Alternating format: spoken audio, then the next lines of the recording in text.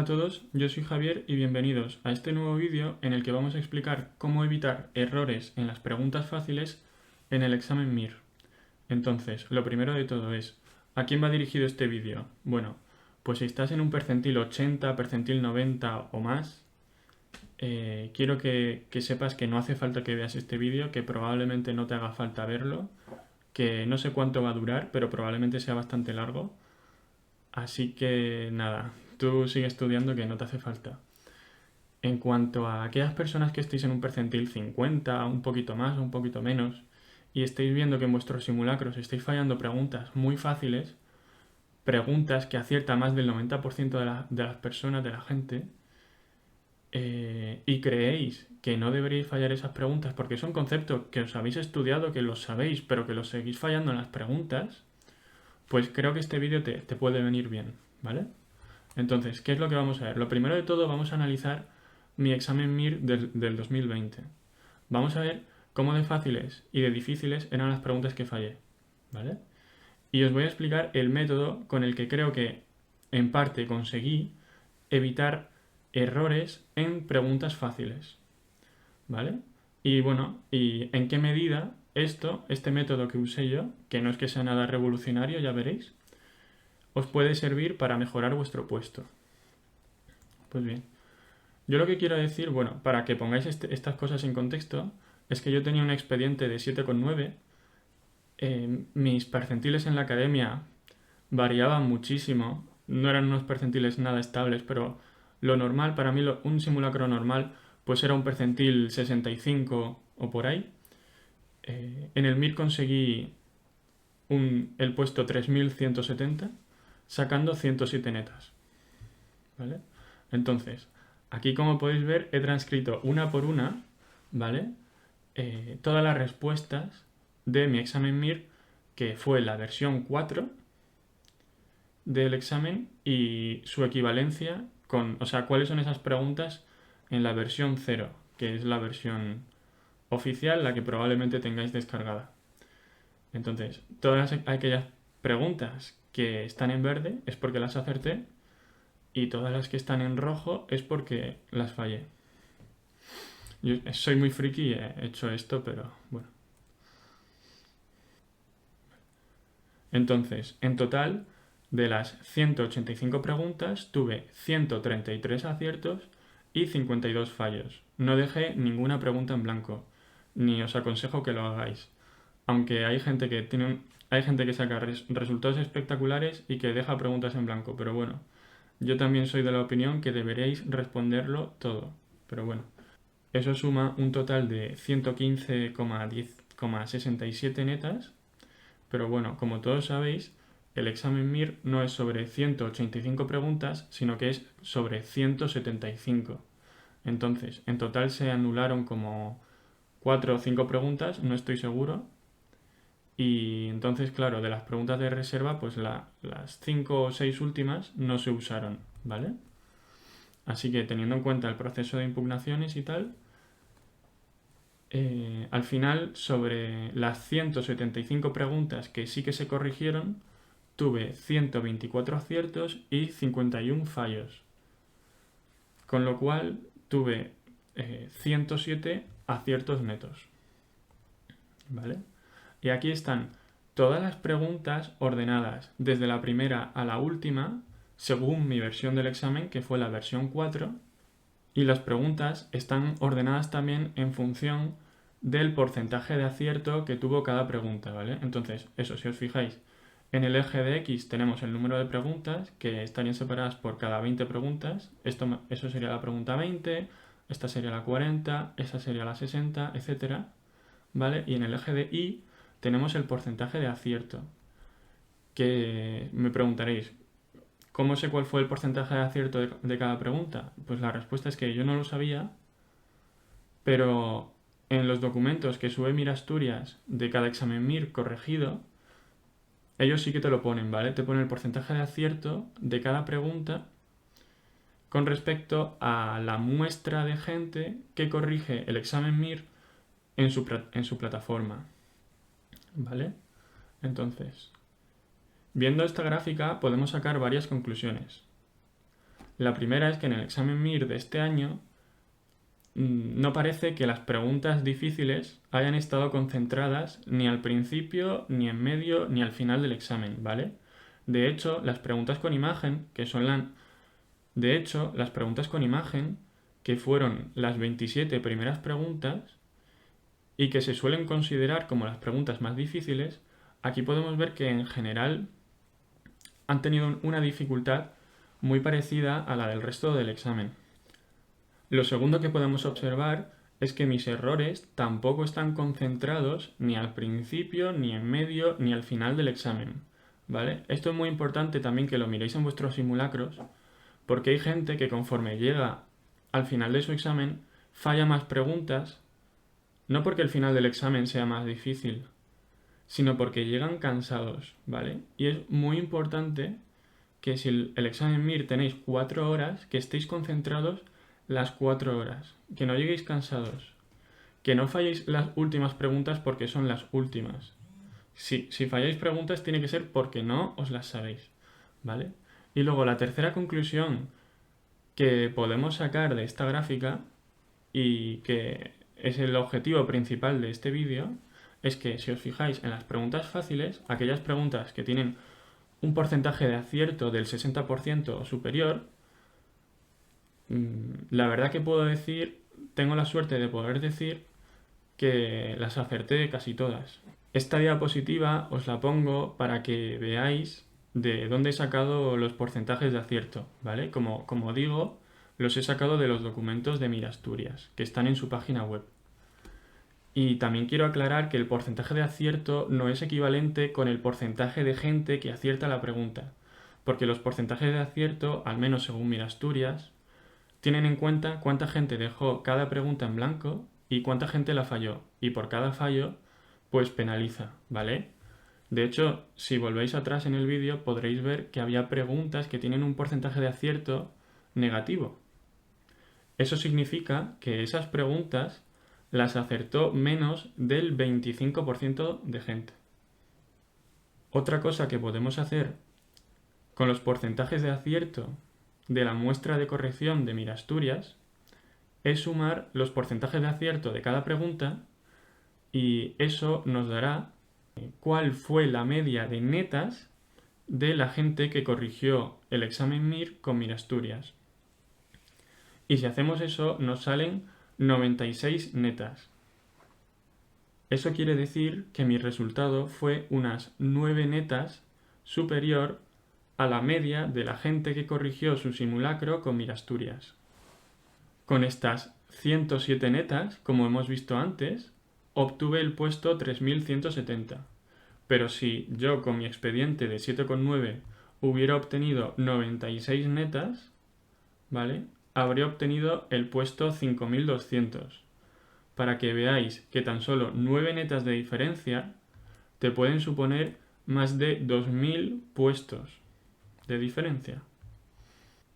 Y aquí he cogido las preguntas por tramos según su porcentaje de dificultad y he visto en cada uno de estos intervalos cuántas de estas preguntas acerté y cuántas de estas preguntas fallé, ¿vale? Entonces, como podemos ver, la mayoría de las preguntas del examen MIR son preguntas que tienen un porcentaje de acierto del 70% o más. Y en concreto, podemos ver que de las preguntas que tienen un porcentaje de acierto del 80% o más, yo tengo la suerte de poder decir que las acerté todas, ¿vale? De hecho, aquí tenemos una tabla en la que se ve mi rendimiento global. Y como podéis ver, de las preguntas que son fáciles, aunque no muy fáciles, pero fáciles, ¿vale? Todas esas preguntas que están entre un 50 y un 70% de porcentaje de dificultad, yo tuve un rendimiento inferior al rendimiento promedio de la gente que corrigió su examen con Mirasturias, ¿vale? Tuve un rendimiento inferior. Como podéis ver, no os miento, ¿vale? Yo estaba acostumbrado a fallar preguntas fáciles. En mis simulacros, ¿vale? Que yo soy un exalumno de CTO, os prometo que yo estaba acostumbradísimo a ver fallos míos en preguntas que había acertado más de un 80% y más de un 90% de gente. Os muestro esto para que veáis que de verdad, que a mí, por naturaleza, las preguntas fáciles no se me dan especialmente bien, ¿vale? Sin embargo, de las muy fáciles, las que tienen un porcentaje de acierto del más de 80%, como podéis ver, las acerté todas. Y en concreto, del intervalo de preguntas que tienen un porcentaje de acierto de entre 80 y 90%, conseguí una ventaja relativa de 4 netas, ¿vale? Es decir, que con respecto al alumno promedio que corrigió su examen MIR en Mirasturias y que sacó 96 netas, yo saqué 9 netas más que esa persona promedio. Y de esas 9 netas de más que saqué, 4,15 de esas netas se las saqué de preguntas que eran muy fáciles. Entonces, ¿cómo conseguí esto? Pues os explico. Mirad, cuando yo llegué a mi cuarta vuelta de CTO, que fue mi academia, como os comento, CTO nos puso un calendario súper exigente y lleno de actividades y que si el caminito MIR y que si no sé qué, que la verdad estaba todo muy bien y lo agradezco, pero me pareció que era mucha cosa y que no me estaba siendo rentable, ¿vale? Yo mis días sí notaba que estaba todo el rato estudiando, pero no sabía si lo que estaba aprendiendo realmente me iba a servir en el examen, ¿vale? Entonces, ¿qué hice? Me descargué los exámenes MIR desde el 2010 hasta el 2019 e intenté hacerlos pregunta por pregunta, ¿vale? Ya está, o sea, me olvidé del calendario de la academia y me puse a hacer esto por mi cuenta, en la última vuelta de preparación, ¿vale? De hecho, aquí veis que ya he conseguido descargarme todos los exámenes MIR hasta el 2005 y os los voy a compartir, os voy a poner un enlace en la descripción de este vídeo por si queréis hacer lo mismo que hice yo, ¿vale? De hecho, en concreto, yo solo conseguí llegar, si no me equivoco, hasta el examen MIR del 2016, ¿vale? Es decir, que hice, no sé si 4 o 5 exámenes MIR completos, desde la pregunta 1 hasta la 235, corrigiéndolas todas, o al menos corrigiendo todas esas preguntas que acertara o fallara, eran de temas que no me sabía muy bien, ¿vale? Y esto es lo que de verdad, esto creo que fue lo que me dio ese filón de ventaja, esas 4 netas en preguntas muy fáciles. Porque al final, las preguntas muy fáciles son preguntas que la gente se sabe porque son de conceptos que han sido muy repetidos en el MIR, pero que como no te las sepas bien, o sea, como no estés 100% seguro de ellas, pues es normal que te descuides, que falles, que te equivoques en alguna de ellas, ¿vale? Porque por muy fácil, por muy sencillo que sea un concepto, si la última vez que estudiaste ese concepto fue en agosto o en septiembre y el examen MIR es en enero o en febrero, ¿vale? Con todo, con toda la ansiedad, con toda la concentración que requiere un examen, que es solo de 4 horas, que no te da tiempo a pensar demasiado, ¿vale? Más te vale tener seguras tus respuestas y no dudar, porque como dudes, ¿vale? Pues de cada 3 o 4 preguntas que dudes, una la vas a fallar. Vaya, que no os quiero meter miedo, vaya, que esto es lo que me pasó a mí y lo que nos va a pasar a todos. Entonces, para que veáis el impacto que puede tener acertar las preguntas fáciles, os voy a enseñar de mis fallos cuáles fueron mis fallos en las preguntas fáciles del examen, ¿vale? O sea, quiero decir cuáles fueron las 4 preguntas más fáciles que fallé, ¿vale? La primera es esta. Un paciente con artrosis. ¿Y qué le tienes que dar? Paracetamol. Paracetamol, ya está. Es que esto ha caído un montón de veces en el MIR. Había caído un montón de veces. ¿Qué me pasó?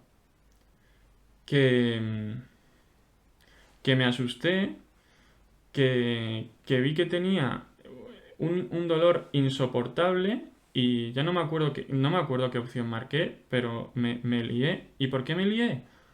Pues probablemente porque no repasé lo suficiente los exámenes MIR de años anteriores. Ya os digo, yo llegué creo que al examen MIR de 2016 o al de 2015, ¿vale?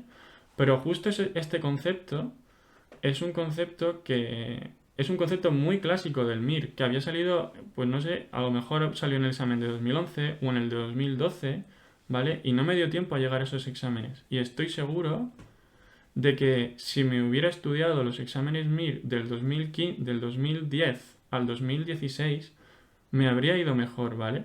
De hecho, en esta cuenta de YouTube, si pincháis, podréis ver que tengo un vídeo analizando las preguntas repetidas del examen MIR. Y si no recuerdo mal, esta era una de las preguntas repetidas, ¿vale? De hecho, creo que analicé en total como unas 40 preguntas que se repitieron y de esas 40 preguntas que se repitieron, muchas de esas preguntas yo las fallé. Y las fallé porque en las academias no se le da mucha importancia a estos conceptos, precisamente porque han sido repetidos muchas veces, dan por hecho que ya nos lo sabemos. Pero no, algo tan sencillo como un paciente con artrosis, que lo que tienes que hacer es pautarle paracetamol, eso el día del examen, si no lo has repetido lo suficiente, lo puedes fallar. ¿Vale? Aquí otro concepto súper, hiper, ultra, mega repetido, ¿vale? Diarrea en el niño, ¿qué hay que hacer?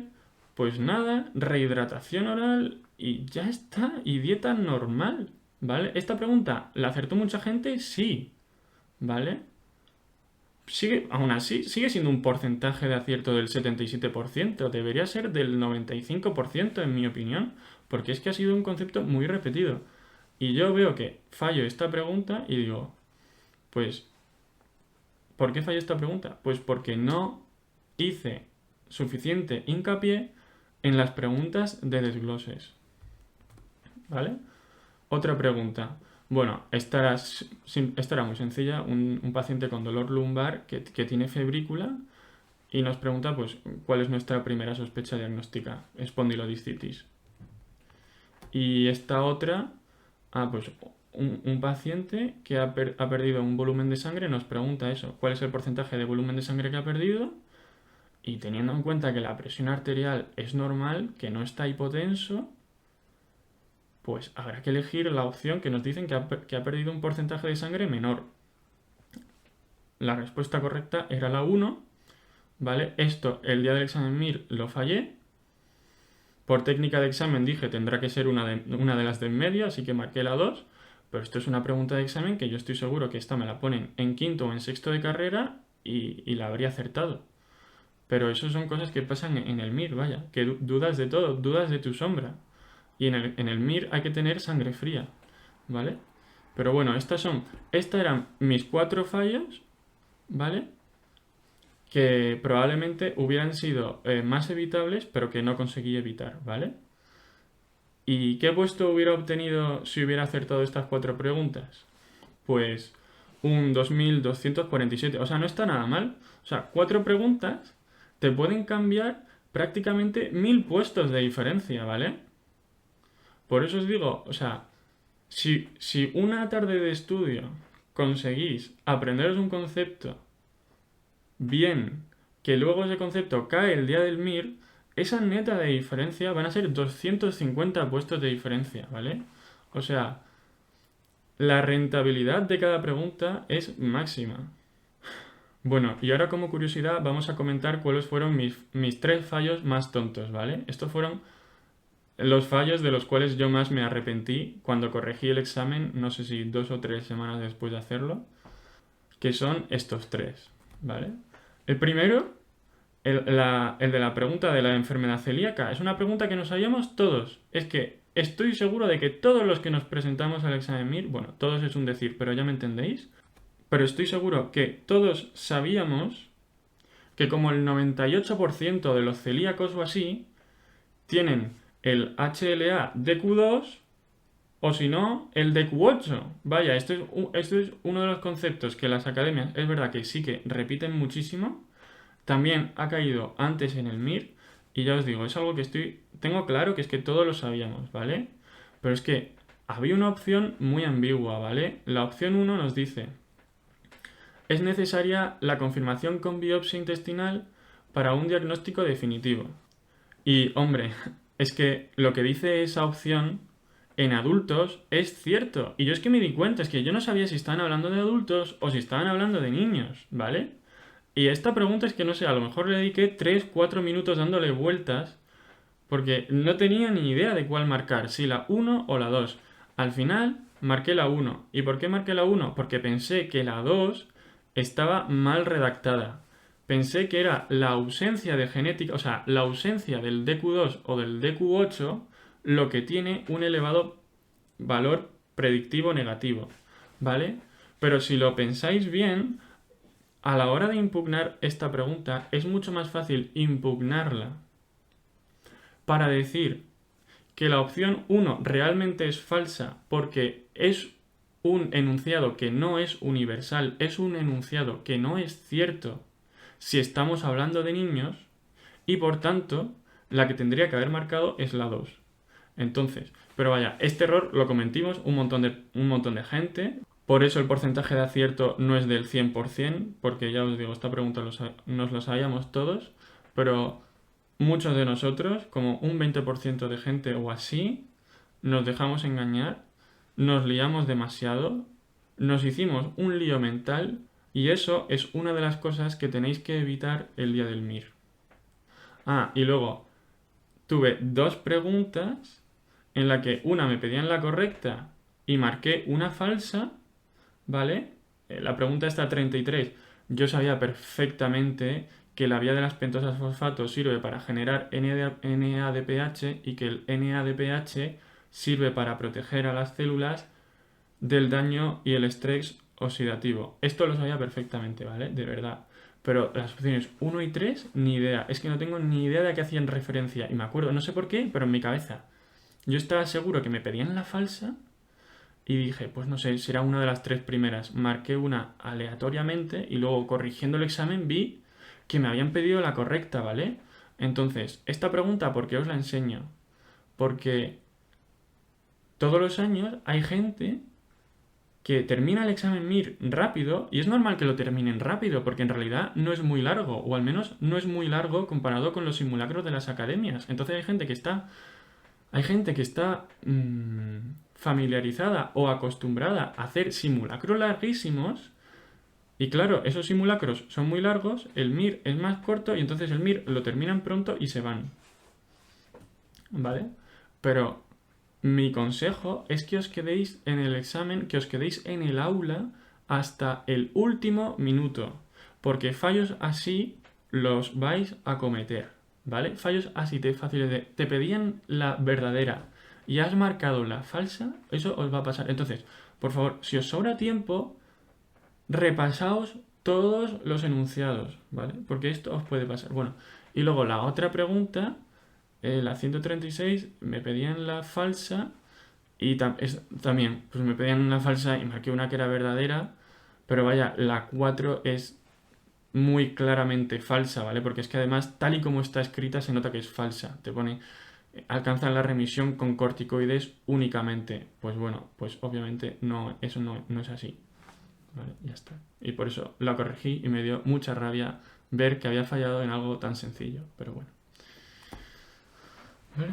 Y luego, cuidado, mucho cuidado, ya cambiando de tema, con esta otra trampa que nos puso el ministerio este año. Yo puedo decir orgulloso que no caí en esta trampa, pero conozco mucha gente que sí. Entonces, fijaos, hubo varias preguntas que parecía que te estaban pidiendo la correcta, pero en realidad te estaban pidiendo la incorrecta, ¿vale? Entonces, separaron ahí la palabra incorrecta con un guión entre medias y mucha gente cayó, ¿vale? Entonces, tened cuidado con eso, ¿vale? Y ahora vamos a ver preguntas que tuvieron un porcentaje de acierto sorprendentemente bajo y vamos a ver qué podemos aprender de esas preguntas, ¿vale? Mirad, esto es una pregunta que ya estuve analizando en mi vídeo de preguntas repetidas. Preguntas repetidas del examen MIR 2020, ¿vale? Pero es que si os fijáis, mirad, la pregunta de la derecha es una captura de pantalla del examen MIR de 2012. O sea, esta pregunta estaba en los desgloses de todas las academias, porque era una pregunta que había caído en los últimos 10 años, ¿vale? Y sin embargo, solo la acertó el 3% de la gente. ¿Qué quiere decir esto? Que nos confiamos, que pensamos que nos sabemos los desgloses de memoria, pero no es verdad, no nos lo sabemos de memoria, ¿vale? Nos estamos autoengañando. O la mayoría de la gente, al menos la mayoría de la gente, nos estamos autoengañando. Tenemos que repasar los desgloses. Los desgloses son lo más importante en la primera vuelta, en la segunda, en la tercera y en la cuarta, ¿vale? Por favor, esto que quede claro, ¿vale? Ya está. Y bueno, y luego está esta pregunta sobre el tratamiento de la hiperplasia benigna de próstata, que no solo es también una pregunta de un concepto repetido, sino que es una pregunta de un concepto muy importante, porque la hiperplasia benigna de próstata es muy frecuente y es un concepto muy relevante para la práctica clínica, ¿vale? Esto es una pregunta que os muestro porque la fallé.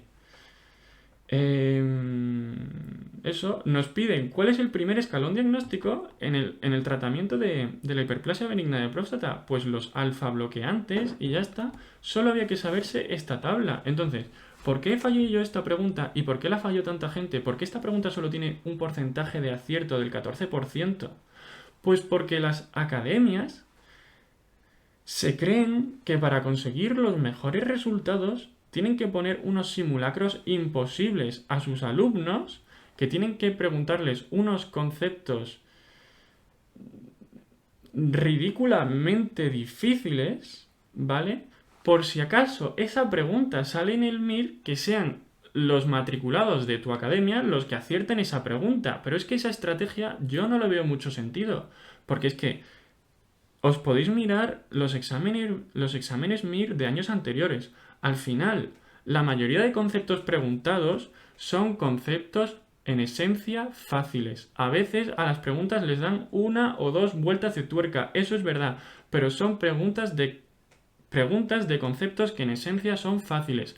Yo no digo que el examen MIR sea fácil, porque al final acertar todas las preguntas es muy difícil. Acertar todas las preguntas, aunque todas las preguntas sean fáciles, es muy difícil. Pero la mayoría de las preguntas son fáciles. El Kikuchi Fujimoto fue una excepción, ¿vale?